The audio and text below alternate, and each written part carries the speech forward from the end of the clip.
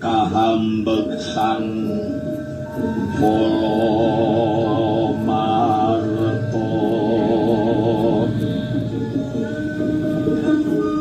tuku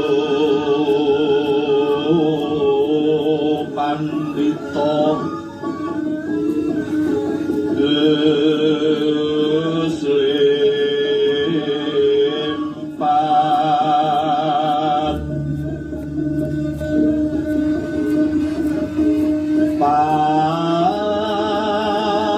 Parama wijing sunyata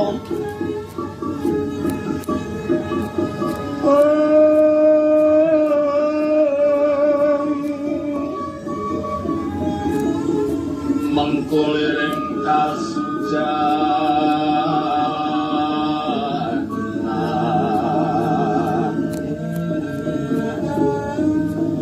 ana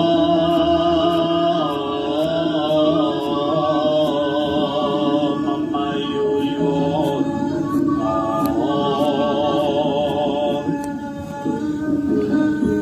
terungsit asih sesamaning dumadi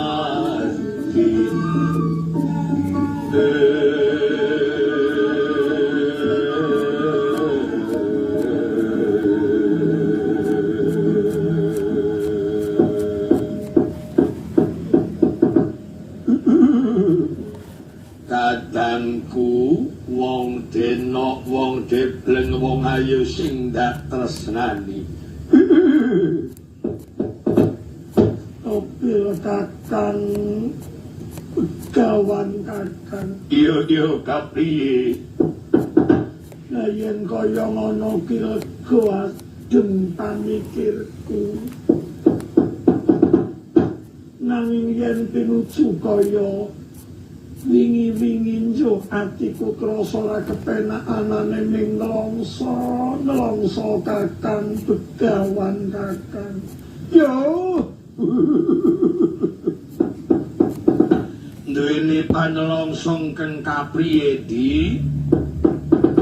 ayo awet wingi-wingi ra yo kakang kile ngendi kaki cacah ruwicah anggone ngendi kok kinamur lanjut dadi bingunging kabeh siswa-siswamu kakang saya aku duwe kadang tua mung siji kakang begawan yen kakang begawan kaya wingi-wingi nang